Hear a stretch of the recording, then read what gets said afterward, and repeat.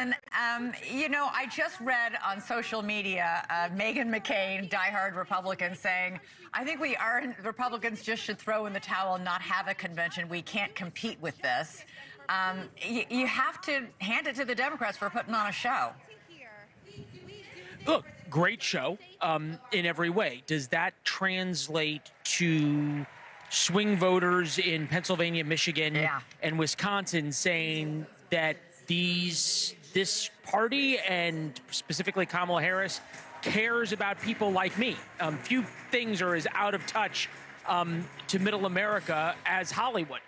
And the Dixie Chicks, or the Chicks as they are now called, were widely sort of pushed out by middle America after they spoke out against the Iraq War and were disrespectful to George W. Bush, and certainly them changing their name didn't help. That sort of speaks a little bit to this flip we're seeing by the Democratic Party of trying to somehow embrace traditional values and rewrap them as freedom, or rewrap progressive values as freedom. I wanted to speak a little bit to what you all were saying about the pressure on Kamala Harris tonight. Sure. And I think it's important, and there are really high expectations.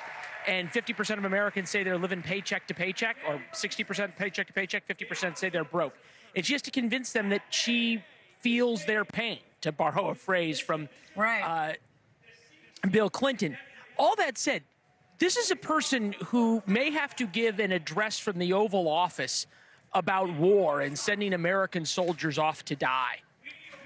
This is a person who may have to comfort America, probably will, history tells us, after some really searing events that this country is going to go through. Just naturally, we do. So, yeah, there is a very high bar here set by Barack Obama, by Michelle Obama, by Oprah last night.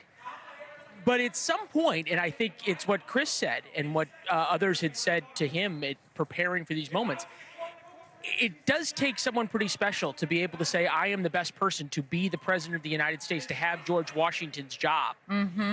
And this may be the most important speech so far, but if she is successful, it will not be the most important speech, or certainly have the most pressure of her career. So this is a pretty receptive audience here. Yeah. This is walking out at a time of great joy and hopefulness, and your ability to look forward and sort of say absolutely whatever you want. So she has that going for her.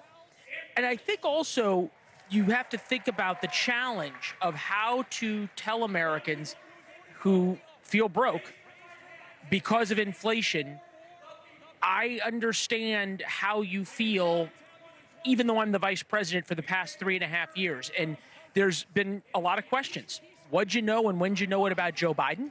Well, what of the policies? Right, and to that point, Leland, this is the pinnacle of the easy stuff, for lack of a better word. She's in front of an adoring arena full of enthusiastic, motivated, ecstatic fans and supporters. She will not have any more, after this comes the debate. There will come an interview. Just briefly before he goes off stage. And I just want to read real quick. Can you imagine 4 years ago a uniformed police officer addressing the Democratic National Convention and being cheered? In uniform, being cheered. Times have changed in the Democratic Party from 4 years ago.